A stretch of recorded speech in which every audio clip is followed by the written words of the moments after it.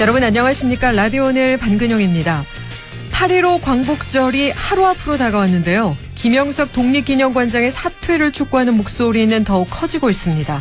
현재까지 37개 독립운동단체와 민주당, 조국혁신당이 광복절 행사 불참을 선언해 내일 열리는 광복절 기념식은 초유의 반쪽 기념식으로 전락하게 생겼습니다. 하지만 오늘도 김영석 관장은 재차 사퇴할 뜻이 없다는 사실을 분명히 했는데요. 본인은 뉴라이트가 아니며 건국절에 반대해왔다고도 했습니다.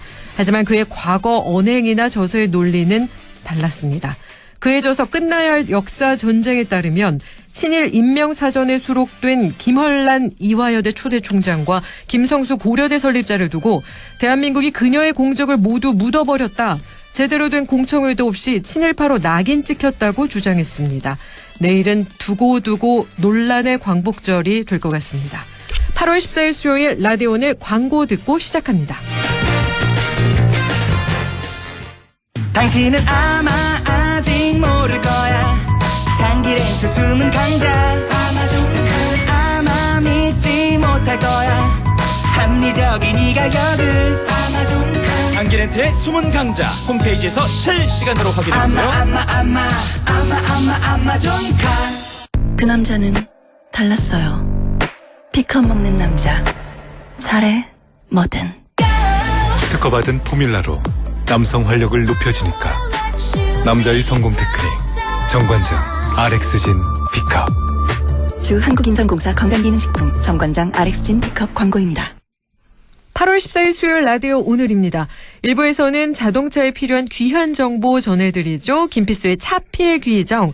대림대학교 자동차부 김필수 교수 연결해 함께 이야기 나누겠습니다. 2부 이슈 오늘에서는 안동시에서 여름 휴가지를 추천해준다는데요. 잠시 후 안동시청 아나운서 김주연 주무관과 함께 자세한 내용 알아보겠습니다. 이어서 인사이트K 배종찬 연구소장과 함께 각종 설문조사의 결과를 가지고 우리 사회를 분석해봅니다. 배종찬의 리서치 오늘 함께하겠습니다. 라디오 오늘 유튜브로도 다시 들을 수 있습니다. 많은 애청 바랍니다. 김필수의 차필 귀정, 차에 필요한 귀한 정보 전해드립니다. 대림대학교 미래자동차학부 김필수 교수 연결해 함께 이야기 나누겠습니다. 안녕하십니까 교수님? 네, 안녕하세요. 네, 휴가철 맞아 자동차 렌트하는 경우가 많은데요. 자동차 렌트할 때 주의점이 있다고요? 그렇습니다. 우리가 렌트를 할 때 뭐 기대감에 부풀다 보니까 차 빌려서 차 상태를 확인 안 하고 그냥 운전하는 경우도 많이 있거든요. 그러다가 차가 문제가 생겨서 애물단지가 되는 경우도 있습니다. 그래서 네. 꼭 점검을 하셔야 되는데, 왜냐하면 이렇게 이 행락철, 특히 이제 휴가철인 경우는 렌트를 많이 하다 보니까 차량 점검을 렌트카 업체에서 제대로 못하는 사례도 굉장히 많아요. 네. 그래서 몇 가지 말씀드리면, 일단은 가시기 전에 미리 예약을 인터넷으로 하게 되면은 차종이나 비용 등에서 굉장히 유리하거든요. 예. 보통 이제 30-40% 이상은 할인을 해줍니다. 그래서 그런 미리 확인을 하는 것도 굉장히 중요하고, 또 요새는 본인이 직접 운전자를 3명까지 입력이 가능하거든요. 네네. 그래서 혼자 운전하는 게 아니라 뭐 배우자라든지 가족이 대신할 수 있다 그러면은 명수를 많이 올려주는 것도 하나의 방법이다 이렇게 보고 있고, 네. 특히 차량 상태를 확인하셔야 되는데, 물론 이제 본인이 이 완전 자차를 하게 되면은 웬만한 바깥의 흠집은 그냥 무시를 합니다. 그러나 이 자차가 완전 자차가 아닌 경우에는 바깥의 흠집에 대한 것들을 꼭 찍으셔야 돼요. 차를 빌려서 출발하기 전에요. 네. 그때 사진을 사방면을 찍는 것도 중요하지만 일부러 이 동영상으로 해서 찍는 분들도 있거든요. 네. 우리가 차를 보통 렌트를 리스하고 가져갈 때 딜러들이 오면은 차 한 바퀴 돌아가면서 찍는 거 동영상 찍거든요. 네. 그거 똑같이 해주는 게 좋습니다. 특히 일반 렌트보다도 더 조심해야 되는 게 공유 차량들이에요. 예. 공유 차량 같은 경우에는 비대면으로 차를 빌리고 비대면으로 반납을 하다 보니까 나중에 뒤에 사람이 차를 쓰다가 앞차에 이거 문제가 있다라고 제기를 해서 자기도 모르는 사이에 이 보상을 하는 경우가 굉장히 많습니다. 그래서 특히 공유 차량 같은 경우에는 비대면이기 때문에 반납할 때도 안에도 좀 찍고, 네. 특히 바깥의 외부에 대한 것들은 한 바퀴 돌아가면서 찍는데 바퀴 쪽, 네 바퀴 쪽도 동영상으로 찍어주게 되면은 훨씬 더 도움이 된다고 말씀드릴 수가 있고, 그리고 이 차량 상태를 확인하실 때, 예. 특히 안에 실내에 대해서는 잘 신경 안 쓰시는 경우도 많이 맞아요. 있는데, 예. 시트 얼룩 같은 것들도 많이 있어요. 그러니까 집사람이 누가 앞에 커피를 엎질렀다든지 해가지고 시트가 완전히 마르질 않고 네. 자국이 생겨서 혹시 앉았을 때 옷 같은 데 묻는 경우도 있거든요. 예, 그리고 이제 제일 많은 이 안 좋은 사례 중에 하나가 타이어를 꼭 보시기 바랍니다. 아, 타이어요?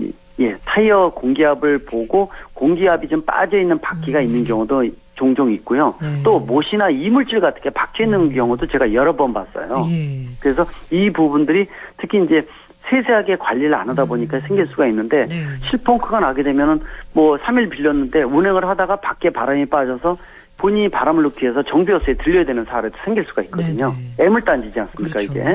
그래서 꼭 바퀴의 상태, 이 공기압이나 아니면 못 등 이물질이 박혀 있는 것도 꼭 한번 확인하시면 좋을 것 같고요. 또 한 가지는 이제 반납 시 주유량은 아마 아실 거예요. 네. 그래서 처음에 빌릴 때 주유량을 보고 똑같이 그대로 채워오세요라고 얘기를 하다 보면은 나중에 이거 반납할 때 일부러 주유소 같은 데 들려서 똑같이 채우기 어렵거든요. 그렇죠. 이게 과연 요 정도가 2만 원인지 3만 원인지 네. 모르지 않습니까? 네네. 그래서 급하게 반납할 때 이 주유소 같은 데 힘들게 찾아가지 않으셔도 돼요. 그냥 반납을 하고요. 네. 전문가들이 거기 이 반납할 때 그 요원들이 이 양을 봅니다. 양을 봐서 얼마큼 썼는지를 보고 세밀하게 가격을 책정을 해서 얼마 카드로 결제를 해주면 되거든요. 네네. 그리고 너무 많이 누게 되면 또 바로 또 많이 오버된 부분들을 현금으로 다시 돌려주기도 하는데 네. 그런 거 번거롭게 피하시기 위해서는 그냥 뭐 어느 정도 양떼고 쓰고 반납을 할 때 그 차액을 뭐 카드로 결제하는 방법도 굉장히 중요한 방법이 아닌가 이렇게 보고 있고 아까 완전 자차 말씀드렸는데 네네. 이 완전 자차 비용이 적지는 않아요. 그래서 예. 렌트 비용 며칠 하면은 요새 많이 올라갔지 않습니까? 렌트 그렇죠. 비용이. 예. 근데 완전 자차까지 하게 되면 보험료 자체가 많이 올라가는데 그런 것들도 세밀하게 보고 이거는 내가 완전 자차하는 게 나았어. 아니면은 이걸 빼고 실질적인 이 보험만 들어서 본인이 좀 신경을 쓴다든지 하는 것도 하나의 방법이다 이렇게 보고 있고요. 네. 이 차를 빌릴 때 제가 권장하고 싶은 것 중에 하나는요. 보통 이 차주가 그 내가 몰던 차보다 이거 렌트할 때 내가 처음으로 이 차 한번 몰아봐야지 해가지고 자기가 드림카로 생각했던 거 빌리기도 합니다. 그렇죠. 그리고 비용이 예. 좀 비싸겠죠. 네네. 근데 그 차량에 익숙하지가 않으면 사고가 생길 수가 있어요. 아, 그렇군요. 그래서 제일 제가 권장하는 것은 본인이 끌던 차 있죠. 예. 내가 가지고 다니는 자기 차하고 똑같은 동급을 차를 빌리는 겁니다. 네네. 심지어는 같은 차량을 빌리면은 이 주변의 옵션이나 시스템에 대해서 몸에 익어 있거든요. 그렇죠. 그래서 익힌 차를 운전하라 이런 말씀을 좀 드리고 네. 그리고 그러면서도 또 중요한 게 뭐냐면은 차를 빌릴 때 그냥 무작정 출발하지 마시고 좀 출발하면서 브레이크를 좀 잡아서 브레이크가 어느 정도 동작이 되는지도 한번 확인하셔야 돼요.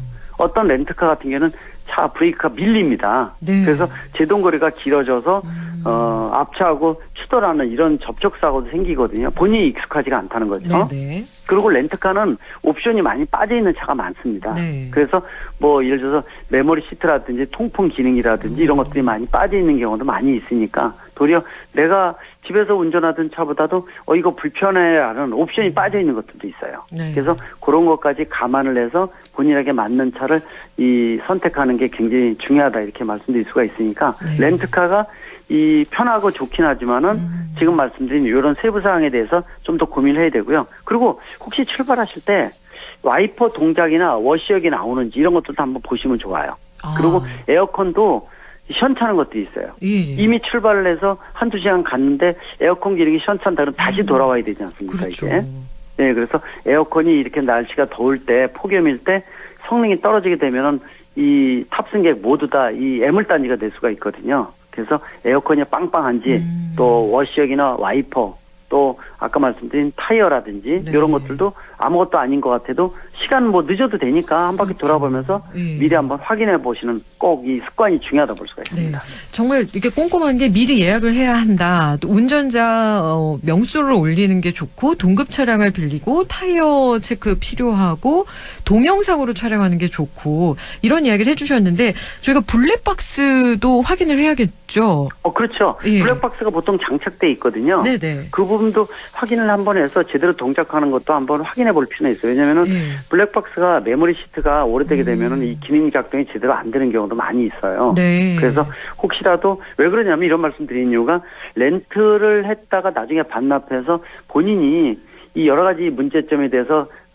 뒤집어 썼다, 바가지 썼다 이런 얘기가 굉장히 많을 정도로 네네. 실제로 피해자도 좀 있습니다.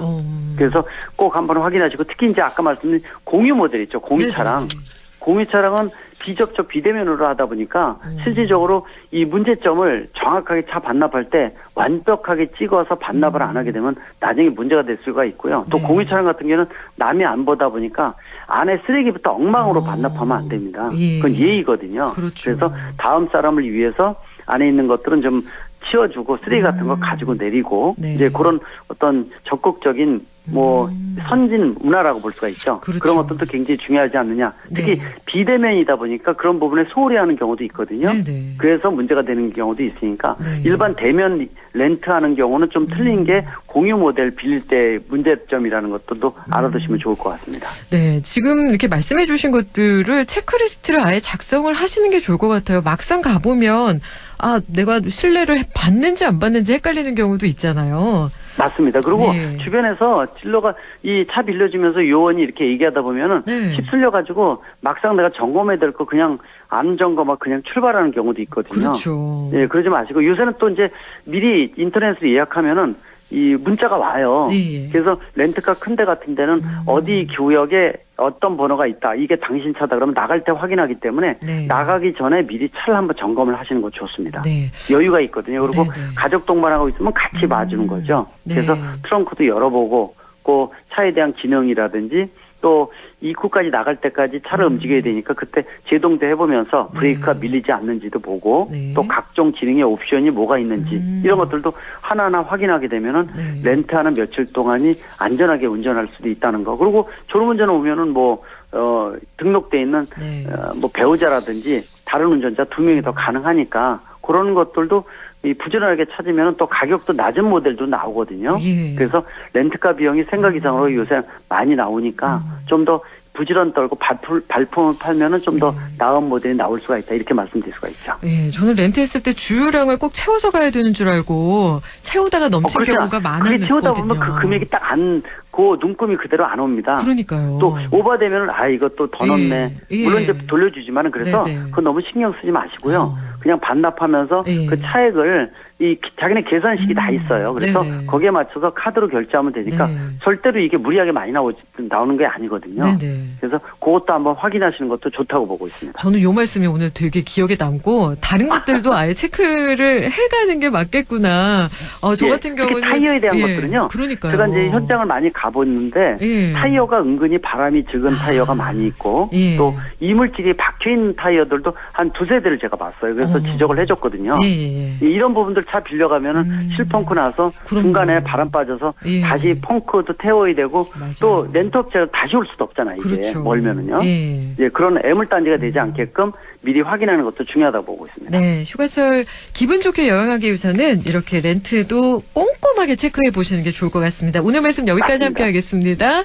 네, 고맙습니다. 고맙습니다. 지금까지 김필수의 차필기정 대림대학교 미래자동차부 김필수 교수와 함께 이야기 나눴습니다.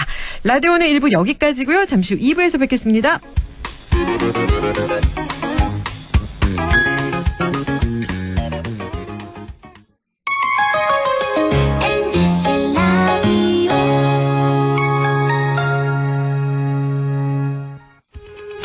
오늘도 안전하게 음주운전 예방수칙 알려드립니다.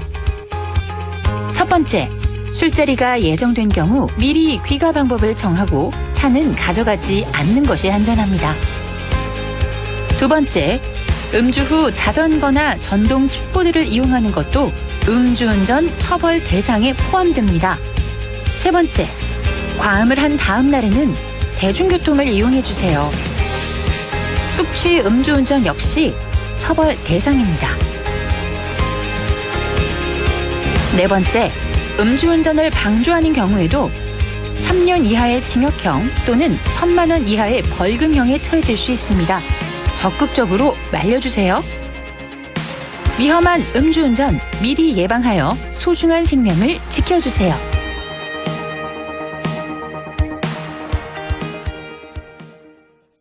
안녕하세요, 강남입니다. 오늘은 멋진 우리 이웃들 한번 만나볼까요? 부지런한 K 사장님 로빈씨, 오늘 많이 바쁘세요? 한국인은 밥심인데 밥 먹을 시간도 없어요. 할 땐 하는 프로 직장인 로렌 씨. 일하면서 제일 기쁜 순간은? 퇴근할 때? 윙크 장인 트로트 가수 레오 씨. 어쩌다 트로트를 하게 됐어요? 한국의 흥에 반했죠. 여러분도 이런 멋진 이웃들과 함께 살고 계시죠? 다 함께 내일을 만들어가는 다문화 이주배경 이웃들. 우리는 모두 우리입니다. 공익광고협의회.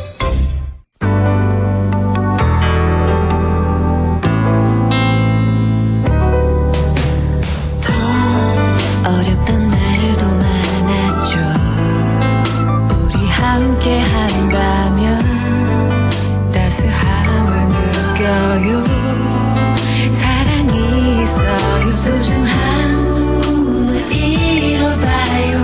우리 함께 여기 있으니 감동과 사랑 있는 MBC 라디오 문화방송 100.1 MBC 라디오. 라디오 오늘 2부 순서 이슈 오늘입니다. 오늘 안동 소식 알아보는 시간인데요. 휴가철 맞아 안동시에서 좋은 휴가지 소개해준다는데요. 안동시청 아나운서 김주연 주무관과 함께하겠습니다. 안녕하세요. 안녕하세요. 오늘 처음 인사드리는 안동시청 아나운서 김주연입니다.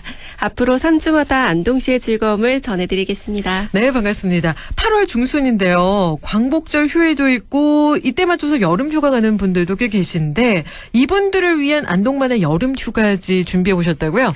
네, 내일이 8월 15일 광복절인데 다음 날이 금요일이고 또 바로 주말이 이어지잖아요. 여전히 무더운 이 날씨에 좋은 1박 2일 코스 여름 휴가지를 준비해봤습니다. 네, 휴가는 계획하고 있고 어딘간 가고 싶은데 정하지 못하셨다 하시는 분들은 지금부터 잘 들어보시면 좋겠는데요. 어느 곳으로 방향을 정하셨을까요? 네, 여름을 맞이해서 빠질 수 없는 게 있죠. 물놀이. 그리고 뜨거운 햇빛을 피해서 우리나라의 뜻깊은 날 독립을 생각해 볼 수 있는 곳, 또 하루를 마무리하는 멋진 숙소까지 오늘 소개해드릴 휴가지는 바로 안동시 임화 코스입니다. 임하면 시내에서 좀 이렇게 떨어진 곳인데 아마 안동에 꽤 사신 분들은 이곳으로 바람 쐬러 가기도 하시는데 다녀오셨다고요, 직접? 네, 직접 다녀왔습니다. 임화 방면으로 가면 즐길 게 참 많은데요. 오늘 제가 이곳을 찾아보려고 직접 가봤습니다. 네. 먼저 일명 빠지라고 불리는 수상레저. 그리고 숙박까지 즐길 수 있는 곳이죠. 임하오 캠핑 수상 레저타운을 추천합니다. 와, 물놀이도 신나게 하고 또 몸이 좀 피곤해졌을 때 옆에서 그냥 노곤노곤 잘 수 있으면 이것만큼 좋은 게 없거든요. 그렇죠. 이곳은 여름 성수기에는 하루 1000여 명이 찾는 곳이기도 한데요. 사장님 말씀으로는 대구의 미군들도 많이 찾는다고 해요. 최근에 제 친구도 이곳에 다녀갔는데 한적한 자연 속에서 즐거운 놀이기구를 탈 수 있어서 너무 좋았다고 합니다. 자, 그렇다면 물놀이는 놀이기구가 중요하거든요. 그쵸. 어떤 것들이 있을까요? 네, 수중시소, 당근, 디스코, 에어버스존과 같은 15개의 놀이기구가 있고요. 또 수상스키 강습반도 있어서 물 위에서 스키를 배워볼 수 있습니다. 15개의 놀이기구가 있으면 정말 종류별로 취향에 맞게 골라서 즐길 수 있기 때문에 좋은데 그중에서도 수상스키는 한 번쯤 도전해보고 싶은 것 중에 하나일 것 같거든요. 어떤가요? 네, 수상스키 스쿨이 또 있다고 해요. 네. 체계적으로 배울 수도 있는데 지도해 주시는 분은 전국 수상스키 대회에서 다수 수상도 하셨고요. 문화체육관광부의 전문 스포츠 지도사님이 직접 가르쳐 주신다고 합니다. 와, 그렇군요. 이 수상스키 하면은 좀 근육에 힘이 좀 있어야 될 것 같고 약간 그런 생각이 드는데 그리고 또 왠지 거리감이 느껴지는 게 스키라고 하면 좀 비쌀 것 같다. 그쵸. 네, 이런 생각이 들거든요. 어떤가요? 네, 수상스키 기초를 배우는 건 8만 원이고요. 10회부터 20회까지 강습반도 결제할 수 있는데 횟수에 따라서 2만 원에서 2만 5천 원 정도입니다. 아, 그러면은 그냥 일일 체험도 가능한 거네요. 그렇죠. 예, 강습을 계속 받아보고 싶다 하시는 분들은 또 선택하실 수도 있고 그렇다면 이곳에 가서 우리 주연 주무관님께서 가장 인상 깊고 재미있었던 것은 무엇이 있을까요? 네, 제가 답사를 간 이날 보트를 타고 왔는데요. 와. 햇빛이 정말 뜨거운 시간이었는데 물 위를 싹 가로지르는 속도가 있어서 네. 햇빛은 그닥 크게 안 느껴지고 정말 시원하더라고요. 와, 그래서 물놀이를 하시는군요. 네. 그렇다면 이제 놀이시설 아까 15개가 어떤 것들이 있는지도 궁금해요. 네, 이용료가 또 다양하게 구성되어 있어요. 다양한 예. 패키지가 있는데 네. 성인을 기준으로 입장권은 25,000원, 어린이는 2만 원입니다. 네. 그리고 놀이기구를 몇 번 타냐에 따라서 요금이 다른데요. 입장권과 놀이기구 1회는 성인 기준 35,000원이고 무제한은 99,000원입니다. 이외에도 취향에 따라서 패키지를 선택할 수 있습니다. 아, 그러니까 일반 놀이동산 가는 것처럼 입장권이 있고 또 타고 싶은 횟수만큼 이용권을 구매할 수가 있는 거군요. 그렇습니다. 아, 그런데 좀 이렇게 겁이 많은 분들은 왠지 물 위에서 타는 놀이기구는 위험할 것 같다라는 생각도 하실 수 있거든요. 위험하진 않을까요? 안전을 관리해 주시는 직원분들이 정말 많더라고요. 예. 아이들이 있으신 부모님들도 큰 염려 없이 함께 즐길 수 있을 것 같습니다. 네, 하루 종일 물놀이를 하다 보면 시간 가는 줄 모르거든요. 그런데 이제 해가 뉘엿뉘엿 할 때쯤 잠을 자야 되는데 아까 숙박도 얘기해 주신다고 하셨어요. 맞습니다. 이곳은 오토 캠핑, 글램핑, 카라반이 있습니다. 기존에 가지고 있는 캠핑 용품이 충분하다면 오토 캠핑을 선택해서 텐트를 직접 치고 자신만의 캠핑 스타일로 즐기면 됩니다. 그렇다면 캠핑 용품이 없는 분들은 어떤 걸 선택하면 좋을까요? 그럴 땐 글램핑이나 카라반을 선택하면 됩니다. 글램핑은 이미 텐트가 쳐져 있고 안에 이용할 수 있는 시설도 충분히 구비되어 있습니다. 또 카라반은 작은 집의 형태를 갖춘 차에서 잠을 잡을 수 있는데요. 카라반을 기준으로 성인 2인의 하루 숙박 요금은 12만 원입니다. 네, 취향에 따라서 선택할 수 있어서 참 좋은데요. 조금 편하게 잠을 자고 싶다 하시는 분들 글램핑, 카라반을 활용하시면 좋을 것 같고 캠핑 용품이 좀 준비되어 있다 하시면 오토 캠핑장을 조금 더 저렴하게 대여하시면 좋을 것 같은데요. 아무리 우리가 글램핑, 카라반, 캠핑 용품 고기 구워 먹고 그래도 사 먹고 싶을 때 있거든요. 그렇죠. 예, 근처에 맛집도 알아보셨나요? 네, 제가 여기를 가다 보니까요. 예. 너무 멋진 곳을 찾게 됐습니다. 멋진 곳이 있어요? 네, 멋진 곳이 있어요. 일반 식당과는 조금 다른 곳인데요. 이마에 가시면 정원이 멋진 곳에서 남녀노소 누구나 좋아하는 돈가스를 추천드립니다. 카페도 함께 운영하는 곳이라 식사도 하시고 디저트까지 편안하게 즐길 수 있습니다. 여기가 푸른 잔디밭이 펼쳐져 있어서 아이들이 뛰어놀기도 좋겠더라고요. 네, 잔디밭이 펼쳐진 풍경을 보면서 돈가스. 여기서 궁금한 게 돈가스가 약간 일식처럼 두꺼운 고기인가요? 아니면 우리가 옛날에 먹던 옛날식 돈가스인가요? 그 중간쯤 사이인 것 같아요. 중간쯤 사이군요. 알겠습니다. 그러면 가격대가 이렇게 그 중간쯤이겠네요. 네, 저희가 가격대가 부담스럽지 않게 드실 수 있어요. 자, 그러면은 부담스럽지 않게 돈가스 즐기면서 우리 아이들은 뛰어놀면서 네, 여러분께서는 차 한잔 하시면서 여유를 즐길 수 있는 장소가 될 수 있겠네요. 그렇습니다. 자, 그렇다면 광복절을 맞이해서 이마 코스로 준비해 주셨거든요. 네. 또 다른 코스가 있을까요? 또 다른 코스 있습니다. 광복절 79주년을 맞아서 정말 뜻깊은 곳이 있는데요. 네. 이제 배를 채웠으면 지식도 채우러 가봐야 되지 않겠습니까? 내일이 광복절이잖아요. 이마면에 가면 독립운동 기념관이 있습니다. 첫날은 뜨거운 햇빛을 물놀이로 식혔다면 이번에는 시원한 실내에서 에어컨 바람을 쐬며 지식을 채워보셔도 좋을 것 같습니다. 네, 어제 저희가 말씀드렸는데 우리 경상북도 독립운동 기념관이 경상북도 호국보훈재단이라는 이름으로 네, 변경이 됐는데 이곳에 가면은 우리가 어떤 것들을 만나볼 수 있을까요? 네, 이곳은 전시 1관으로 독립관, 전시 2관으로 의열관이 있습니다. 독립관에서는 1894년 갑오이병부터 1945년 조국의 광복까지 경북 사람들이 51년간 국내와 해외에서 펼친 독립운동을 볼 수 있습니다. 네.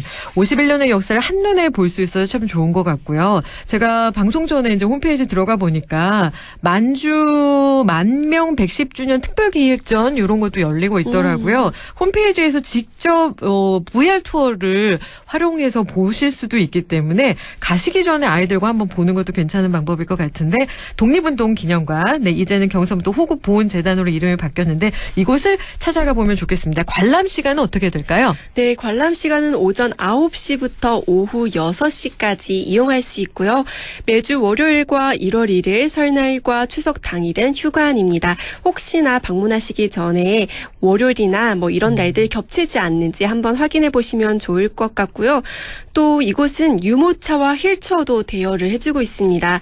아기나 노약자가 있는 가족분들도 더운 여름에 햇빛을 피해서 가보시면 좋을 것 같습니다. 네, 경상북도는 한국 독립운동의 성지죠. 이 성지에 또 광복절에 기념관 한번 방문해 보시는 것도 좋겠습니다. 오늘 안동시 이마를 중심으로 1박 2일 여름 휴가 코스 김주현 주무관께서 준비를 해 주셨습니다. 아직 계획 못 세우셨다면 한번 다녀와 보시는 것도 좋겠습니다. 소식 준비하시면서 어떠셨어요? 네, 제가 준비하면서 네. 아무래도 제가 직접 가봐야 네. 또 생생하게 전해드릴 수 있잖아요. 네.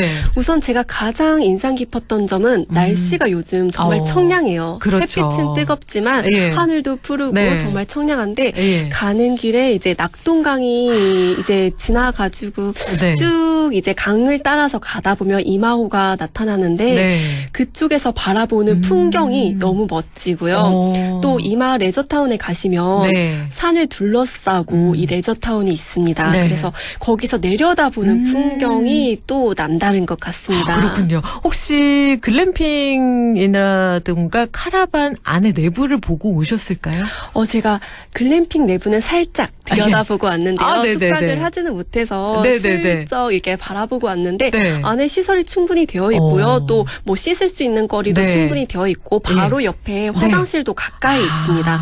그래서 이용하시면서 충분히 편안하게 잠드실 수 있을 것 같다 생각이 들고 안에 내부도 꽤 넓어요. 그리고 이렇게 캠핑장 같은 경우에는 숙박시설이 있는 경우에는 어린아이들이 갔을 때 놀 수 있는 뭐 놀이기구라던가 아니면 왜 그렇게 우리가 방방이라고 하나요? 네네. 이런 거 트램펄린 같은 경우도 혹시 구비된 곳들이 있던데 이곳은 어떨까요? 이곳에도 바로 앞에 뭐 수상 레저타운이 있기는 하지만 또 네. 완전 아기들은 그곳을 좀 가기 무서워할 수도 있잖아요. 그렇죠. 근데 수상 레저타운 숙박하는 쪽에 또 예. 가볍게 작은 물놀이장이 준비가 되어 있어요. 네. 그리고 또 하나 덧붙이자면 네.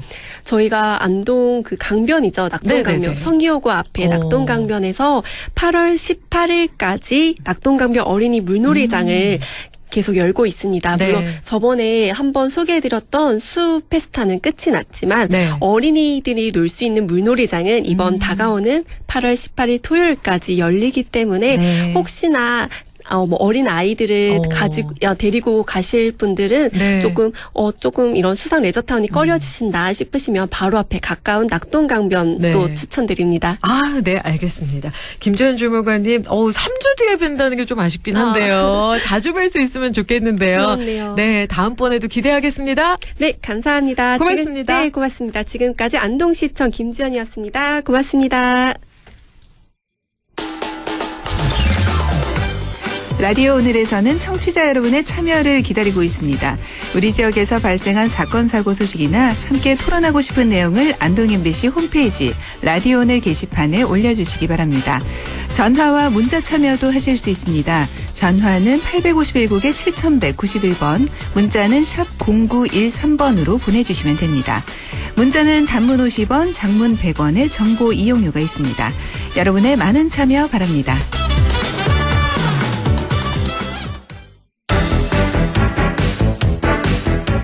레서치 오늘 인사이드 K 배종찬 연구소장과 함께합니다. 안녕하십니까, 배 소장님? 안녕하십니까, 배종찬입니다. 네, 잘 지내셨죠? 먼저 대통령 지지율 추세부터 살펴볼까요?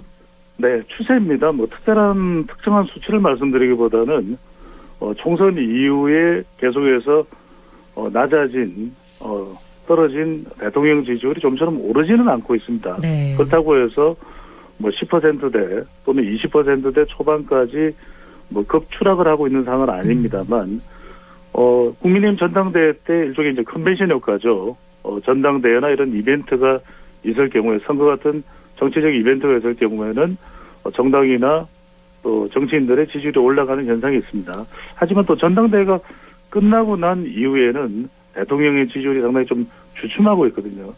논란과 무관치 않아 보입니다. 특히 이제 대통령의 지지층은 또 핵심 지역 기반인 대구 경북이나 또는 60대 또 주구층들의 지지율이 더 올라가야 되는 것도 있습니다만 또 여러 가지 논란이 되는 이슈가 있다 보면 특히 이제 최상병 특검법이나 김건희 여사의 수사와 관련된 부분, 또 최근에 김경수 전 지사의 복권, 또 김형석 독립기념관장의 임명 자체가 상당히 또 논란이 되고 있거든요. 그러니까 이런 부분들이 이제 아무래도 제가 항상 데이터상으로 분석을 해야 됩니다만 논란이란 게 길어지면 부정적으로 작동을 합니다. 그런 만큼 이런 부분들이 명쾌하게 털어내지지 않는 부분들이 대통령의 지지율이 박스권을 탈출하지 못하고 있는 주요 원인으로 분석됩니다. 네, 요즘 최근 가장 핫한 이슈는 김경수 전 지사 복권인데요. 이야기를 안 할 수가 없습니다.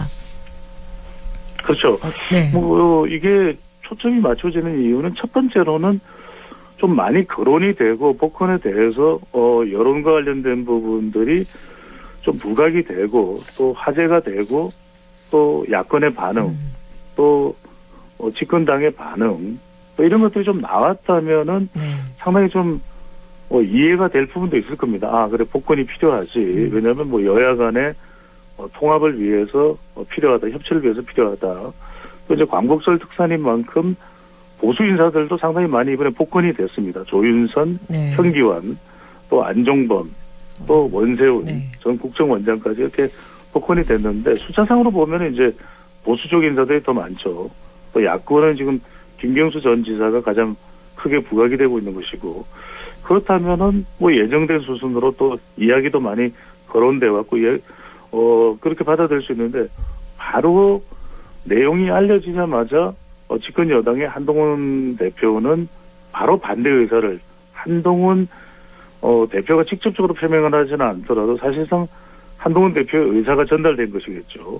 최고위원인 김종혁 최고위원도 게시판에서 당원들이라는 의미겠죠. 상당히 반대의 목소리가 많이 나오고 있다라고 이야기를 하고 있고 또 중진들과의 모임에서도 한동훈 대표가 중진들을 만났는데 중진들도 반대 의사를 또 표명하고 있다. 이런 이야기들이 나오는 상황인데 그렇다고 해서 국무회의 이전에 대통령실에서 반대 의사가 검토되었다거나 하는 이런 소식은 전달되지 않고 있거든요. 그러면 집권 여당의 한 대표의 반대 의사 표명과는 무관하게 진행이 된다. 한동훈 대표가 이제 계속해서 반대 의사를 표명했던 이유는 김경수 전 지사가 사면될 때도 그렇지만 최근까지도 대법원 판결을 받은 것에 대해서 수용하는 의사 표명이 없었다. 반응이 없었다. 오히려 억울하다. 본인은 받아들일 수 없다. 그래서 사면 석방이 예고되었던 시점에도 원하지 않는다라는 그런 손편지를 써서 전달을 할 정도였기 때문에 그런 사람에게 왜 복권까지 이렇게 또 애매모호한 시기에 아직 야당을 보더라도 민주당이 그렇게까지 또 적극적으로 물론 이제 이재명 전 대표나 민주당에서는 박찬대 원내대표 대표 대행은 여러 차례 요구를 해왔다. 그리고 정경심 교수 조국 혁신당의 조국 대표의 아내죠. 배우자에 대해서도 같이 이제 복권을 요청을 해왔다라고 이야기를 했습니다만 그것과는 무관하게 그런 일정과는 무관하게 대통령실의 설명은 예정된 수순이었다. 그러다 보니까 유난 갈등 이야기도 나오고 또 한편으로는 대통령의 이번 김경수 전 지사 복권이 어쨌거나 정치적으로 해석되기로는 앞으로 이재명 전 대표의 민주당 내 위치가 어떻게 될지는 모르겠습니다만 상당히 이 라이벌로 또 경쟁자로 김경수 전 지사가 등장할 수 있다. 이런 부분까지 이제 해석되면서 야권 분열의 노림수가 아니냐. 또 한편으로는 한동훈 대표를 견제하는 의미도 있기 때문에 결과적으로는 정치적인 재구성을 위한 접근 아니겠느냐. 이런 이제 분석까지 해석까지 나오면서 상당히 지금 정치권에 뜨거운 감자가 되고 있습니다. 네, 정치적인 재구성을 위해서다 이렇게 얘기를 해주셨는데 정말 윤 대통령이 김 전 지사 복권을 결정한 배경은 무엇인지 혹시 알 수 있을까요? 그렇죠. 이거는 윤석열 대통령 마음속으로 들어갔다 나와야 되는데 저로서는 가장 큰 것은 그냥 윤석열 대통령의 이 국정 운영에 대한 철학 이 부분이 그냥 상당히 그건 이제 누가 만들어주는 건 아닙니다만 최종적으로는 궁극적으로는 윤석열 대통령의 판단이겠죠. 누구를 네. 임명하든 누구를 사면 복권하든. 그러니까 어떤 방향으로 가겠다라는 것이 굳건한 것 같아요. 그러니까 예정된 수순이었다면 네.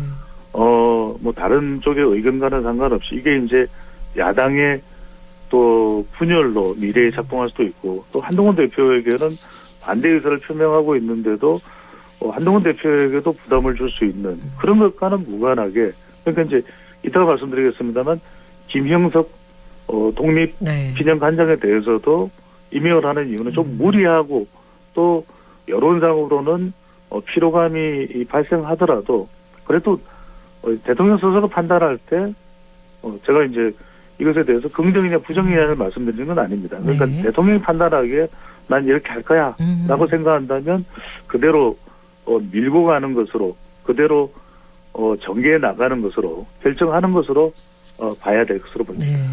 뭐 장기적으로는 야권 분열, 뭐 단기적으로는 여권 분열이다. 뭐 여러 가지 지금 이야기가 나오고 있는데요. 네. 민주당과 이재명 전 대표는 김 전 지사 복권을 요구했다 이렇게 주장을 하는데 이 부분은 어떻게 보시나요? 그래서 이제 명분상으로는 그렇게 이야기할 수밖에 없을 것이고 실제로 이제 그랬을 수도 있습니다. 네. 하지만 이제 얼마나 적극적이냐 표가 났느냐.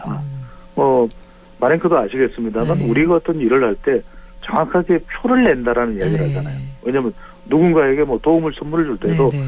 그냥 뭐 왼손으로 주는 선물을 오른손이 모르게끔 하는 경우도 있지만 네. 온몸이 알도록 할 수도 있는 거죠. 그렇죠. 이거 너 생일 예. 선물이야 이러면서 예. 영상도 남겨두고 이제 그렇게까지는 하지 않았기 때문에 네네. 정말 적극적이었느냐 정말 치열하게 치밀하게 윤석열 대통령이 또 정부의 짝을 요구를 했느냐 그러면 그건 좀 다른 차원일 수 있겠지만 네. 그렇다고 해서 김경수 전 지사를 복권하는 하는 것에 대해서 저 일각에서는 지난번에 일종의 이제 이재명 전 대표와 윤석열 대통령의 이 회동의 비선들의 역할을 이야기하거든요. 그러니까 네. 비밀스럽게 물밑에서 작동하는 어떤 이 움직임 속에는 이재명 전 대표의 경쟁자가 될 수 있는 사람들은 국무총리나 대통령 비서실장 또는 김경수 전 지사의 경우에는 복권을 안 시키겠다라는 어떤 제안이 있지 않았느냐 이런 얘기를 하는데 그래서 이제 이재명 전 대표 측에서는 그런 제안에 대해서 일절 응하지 않고 거부했다. 네. 경쟁자가 많으면 많을수록 좋다고 얘기하지만 사실 뭐 솔직한 얘기로 경쟁자가 많으면 좋을 사람은 없거든요. 그렇죠. 그러니까 이제 표면적으로는 김경수 전 지사에 대해서는 아주 적극적으로 요구했다. 하지만 이제 민주당 내부로 들어갈 때 또 이재명 전 대표의 향후 이제 정치 행보가 어떻게 될지는 모릅니다만 자칫 이제 재판이나 이런 부분들이 부담이 되고 민주당 내에서의 위상이 좀 흔들리게 되는 그런 경우가 온다면 김경수 전 지사 쪽으로 옮겨갈 수도 있는 그런 민주당 내의 지지층들이 또 유권자들이 또 생겨날 수 있거든요. 이른바 친노, 친문, 비명으로 이야기되는 그런 상황이 이제 보다 더 구체적으로 벌어진다면 이재명 전 대표에게는 지금은 괜찮습니다. 네. 지금은 괜찮다라고 설령 말을 할지라도 가령 지금 현재의 위상만 놓고 본다면 90%대의 득표율을 전당대회에서 이어가고 있는 이재명 전 대표의 영향력은 말 그대로 1급 체제라고 누가 굳이 이 설명을 갖다 붙이지 않더라도 압도적이거든요. 네. 절대적이거든요. 그런데 이제 차후에 당장은 아닙니다. 연말이든 내년이든 또는 내년 후반기든 상당히 이제 이 전국에 지각 변동이 있는 상황에서의 김경수 전 지사의 위상이 더 올라가지 않겠느냐라고 추정을 한다면 그 위협에 대해서는 그래서 이제 이재명 전 대표에게도 부담이 되지 않겠느냐라는 이제 해석이 나올 수 있는 것이죠. 네. 그럼 이번에는 정당 지지율 추세도 한번 알아볼까요? 그렇습니다. 이 부분이 중요한데 최근에 이제 정봉주 최고위원 경선에 나선 후보자의 경우에도 상당히 이재명 대표에게 뭔가 네. 발언을 할 것처럼 또는 이제 이재명 1급 체제에 대해서 네. 죄송합니다. 목소리를 요즘에 에어컨 죄송합니다. 바람 때문에 많은 분들이 이렇게 기침이 나오시고 목이 메이세요. 예, 물 한 모금 드시고요. 양해 말씀 부탁드립니다. 예, 괜찮습니다. 그러다 보니까 이제 그런 부분에 대해서 자신의 목소리를 내려다가 좀 스텝이 꼬인 것 같아요. 그러니까 네네. 결과적으로는 이재명 일극처저로 흘러가는 것이 이재명 전 대표에게도 그렇게 바람직하지 못하다라는 부분을 강조하고 싶은데 예. 그러다 보니까 그러면 누구를 경계해야 되는 것이냐는 부분에 대해서 명파리 그러니까 예. 이재명 전 대표를 파리하지 말아야 된다라는 그런 이제 명비어천가를 부르지 말아야 된다는 이야기를 했는데 그러고 따지고 보면은 지금 이재명 전 대표의 영향력이 막강한 가운데서 그런 이야기를 안 하는 사람이 거의 없다시피 하거든요. 네네. 그러면 이제 상당히 정봉주 후보자의 이런 발언 자체는 공공해지는 것이죠. 네. 이제 그러다 보니까 이재명 전 대표는 민주당으로서는 민주당 지지율을 많이 좀 이제 끌어올려야 대의명분이 분명했을 텐데 봐라. 내가 대표가 이재명 전 대표가 대표가 됐더니 그만큼 지지율도 올라가는 것 아니냐. 그러니까 민주당으로서는 이재명의 민주당이 더 좋은 것이다 이런 이제 평가를 받을 수가 있는데 네. 최근 나오는 이제 특정 한 조사를 말씀드리는 것이 아니라 정당 지지율의 추세를 보면은 네. 오히려 국민의힘은 전당대회 이후에 이 일종의 컨벤션 효과를 통해서 지지율이 올라가는 반면에 총선에서 압승을 했는데도 민주당 지지율은 좀처럼 올라가지 않고 있거든요. 네. 바로 이런 부분들이 이제 민주당으로서 상당히 부담되는 그런 정당 지지율 추이로 네. 나타나고 있습니다. 아, 네. 민주당은 올라가는 추세가 안 보이고 있다. 여기까지 정리해 주셨는데 아까 예. 살짝 언급해 주셨는데요. 김영석 신입 독립기념관장 임명 놓고 정말 치열한 대치 국면인데요. 이 부분도 얘기를 해야죠. 그렇습니다. 이건 이제 우선은 이제 윤석열 대통령의 인사권이죠. 인사권이고 대통령의 인사권에 대해서 강력하게 이제 당 내에서 집권 여당 내에서 반발하기는 쉽지 않습니다. 하지만 네. 집권 여당도 상당히 대답할 답변이 이제 궁색해지는 거죠. 심지어는 이제 한동훈 대표도 예의주시해서 보고 있다라고 하지만 여론은 상당히 악화되고 있습니다. 네. 하지만 이제 윤석열 대통령의 현재 이제 김형석 독립기념관장의 임명과 관련된 입장을 보면은 아까도 말씀드렸습니다만 좀 무리한 반응이 평가가 나올 수 있고 또 논란이 되고는 있지만 그렇다고 해서 임명을 철회할 수준은 아니다. 본인 스스로도 김영석 신임관장은 사퇴할 의사가 없다는 걸 지금 제가 일단 확인한 뉴스로는 아직까지 사퇴 소식은 없는데 네네. 그런 상황인데요. 세 가지가 쟁점입니다. 첫 번째는 이제 발언과 관련된 부분. 그러니까 대한민국의 건국일을 1919년에 정통성을 잡고 있는 기존의 역사관이 아니라 1948년에 이 건국 일을 건국 8월 15일을 네. 이 건국일로 하는 그런 쪽의 입장을 계속해서 견지해왔던 것에 대한 이제 논란이 되는 거예요. 두 번째는 이제 뭐 몇몇 추가적인 다른 발언들입니다. 가령 이제 송기정 네. 선수에 대해서는 당시 일본 국적이었다 이런 발언들. 네. 물론 이제 몇몇 좀 강한 주장에 대해서는 또 논란이 크게 되고 있는 주장에 대해서는 뒤집기도 했습니다. 그렇지 않다. 실제 이 정부도 건국절이라는 것을 새로 만들어서 추진할 의사도 없고 또 본인도 신영화 서울대 교수가 이야기한 것처럼 1979년 상해 임시정부의 정통성을 48년까지 이어온 그 역사적인 입장에 대해서 나도 김영석 관장도 공감한다 이렇게 얘기를 하고 있습니다. 두 번째는 뭐냐면 이른바 이제 뉴라이트죠. 네. 대체적으로 일본에 대해서는 상당히 관대하면서 뉴라이트는 또 반공산주의 이런 부분들은 이제 강조하는 역사관인데 그렇다 보니까 이제 홍범도 장군의 흉상 이전과도 또 맥락이 맞닿을 수 있거든요. 그러니까 네. 독립운동을 했지만 이 사람이 공산당에 가입했던 전력이 있지 않냐. 그것 때문에 이 사람이 육사에서 흉상이 있어서는 안 된다. 이런 내용. 세 번째는 이제 대체로 우리가 이전에 이제 독립기념관장의 경우를 보면은 좀 독립유공자, 그러니까 부친이 독립유공자였던 네. 분들의 이제 자녀, 또 그다음에 이제는 독립운동사를 연구한 학자 이런 경우에 이제 독립기념관장을 맡았는데 이 따지고 보면은 이 김형석 관장도 학자이긴 합니다만 독립운동사 전공자는 아니거든요. 네. 그러니까 이제 몇몇 이제 독립운동과 관련된 논문을 발표하긴 했습니다. 그렇다 보니까 적임자가 아니다라는 이야기는 계속하고 문제는 뭐냐면 이게 새로운 홍범도 장군의 흉상 논란 갈등 이후에 새로운 이념 갈등의 촉발에 기폭제가 되고 있다라는 겁니다. 그러니까 당장 이종찬 자꾸 이름이 같네. 이종찬 강복회장이 강복절날 내일 이제 바로 기념식 행사가 있는 날입니다만 참석을 안 하겠다.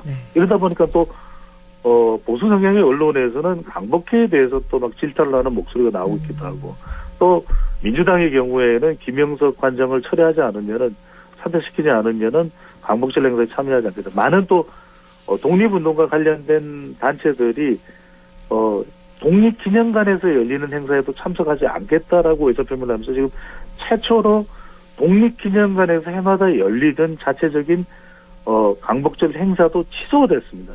그러다 보니까 앞으로도 이 김형석 이 관장 임명과 관련해서는 계속 정치권의 이념 공방 상황으로 계속 전개될 가능성이 높을 것으로 보입니다. 네. 쟁점 3가지로 요약해 주셨고요. 이념 갈등의 촉발제가 되고 있는데 앞으로도 계속될 것이다. 이렇게 정리를 해 주셨습니다. 오늘 말씀 여기까지 함께하겠습니다. 감사합니다. 고맙습니다. 지금까지 리서치 오늘 인사이드 K 배종찬 연구소장과 함께했습니다.